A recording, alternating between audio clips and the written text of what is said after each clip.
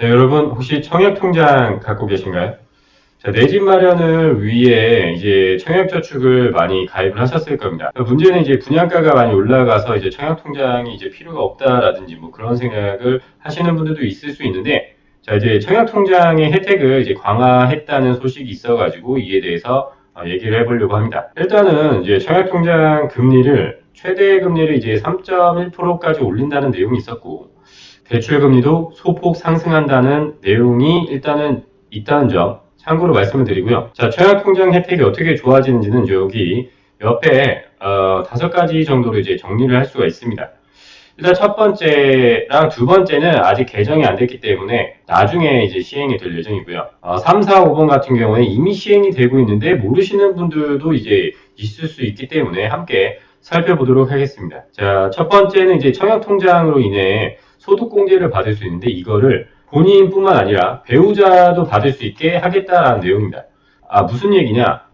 혹시 여러분들 청약저축으로 소득공제를 받으시는 분들 있으시다면 아시겠지만, 청약저축 가입자가 연소득 7천만 원 이하라면 청약저축 납입액의 이제 40%까지 소득공제가 가능하죠. 물론 모든 이제 납입액에 대해서 가능한 게 아니라 연 300만 원 한도기 때문에 합치면 120만 원까지 소득공제가 가능합니다. 그런데 이 소득공제를 받을 수 있는 사람이 무주택 세대주인 본인뿐이었습니다. 이거를 만약에 무주택 이제 세대주가 안 받는다면 배우자가 받게 해야겠다, 약간 이런 내용으로 이제 개정하겠다는 걸로 보입니다. 그리고 두 번째 같은 경우에는 여러분들 아시겠지만 청약통장은 월 납입액을 10만 원까지밖에 인정을 안 해줬습니다. 왜냐하면 뭐 이거를 무제한으로 인정을 하면 한 번에 청약통장에 돈을 다 넣어버리게 되거든요. 자, 청약통장 같은 경우에는 뭐 월 납입 기간도 중요하고 납입 금액도 중요합니다. 그런데 이 납입 금액이 얼마 이상이어야지 이제 뭐 민영주택이라든지 뭐 이런 거에 청약할 때 그 조건이 조금씩 다른데, 내가 바로 이제 신청을 하고 싶어서 그 돈을 한꺼번에 넣었을 때 인정이 되느냐? 인정이 안 됩니다. 왜냐하면 원래 청약통장은 월 10만 원까지밖에 인정을 하지 않기 때문에 만약에 400만 원 이상 있어야 되는 청약이라고 했을 때 40개월을 가입해야겠죠. 그런데 이거를 25만 원까지 늘리겠다라는 얘기입니다. 자, 그 이유는 이제 뭐 소득공제 그 연간 납입 금액이 옛날보다 늘어났기 때문입니다. 자, 이 부분은 이제 이후 주택공급규칙이 개정이 돼야지 시행이 된다는 점 참고하시고요. 뭐 9월 중에 시행할 예정이라고 하니까 뭐 10월쯤에는 적용이 되고 있을 것 같습니다. 자, 그리고 여러분 이제 미성년자 같은 경우 우리 자녀들한테 집을 마련해 주려고 청약통장을 미성년자 때 가입하시는 분들이 있으시죠. 그런데 지금까지는 2년밖에 이제 가입이 안 되기 때문에 보통 이제 청약통장에 대해서 얘기를 하신 분들은 만 17세가 됐을 때 만들어주고 그때 2년까지 성년될 때까지 넣어주면은 이제 2년의 기간이 이제 인정이 되니까 이렇게 시작을 하라고 얘기를 합니다. 맞습니다. 뭐 좋은 말인데, 그런데 이것이 5년으로 이제 확대가 되기 때문에 2024년부터는 5년까지 확대가 됩니다.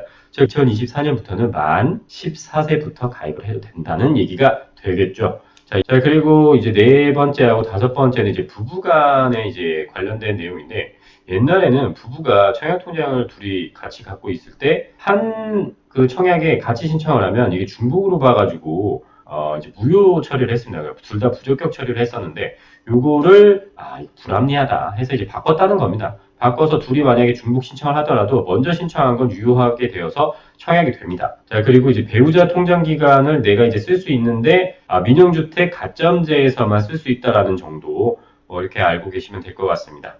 자, 그런데 이제 아까 전에 대출금리가 인상된다고 말씀드렸잖아요. 즉, 지금 디딤돌 대출이나 버팀목 대출 같은 저금리 대출을 이용하시는 분들도 금리가 이제 조금 오른다라는 거를 이제 아셔야 됩니다. 자, 0.2%에서 0.4% 정도가 오르게 됩니다. 디딤돌과 이제 버팀목이 이 정도 오른다라는 거를 알고 계시면 되는데, 근데 무조건 다 오르는 건 아니고요. 만약에 고정금리로 대출을 받으셨다면 금리는 변화가 없다고 합니다.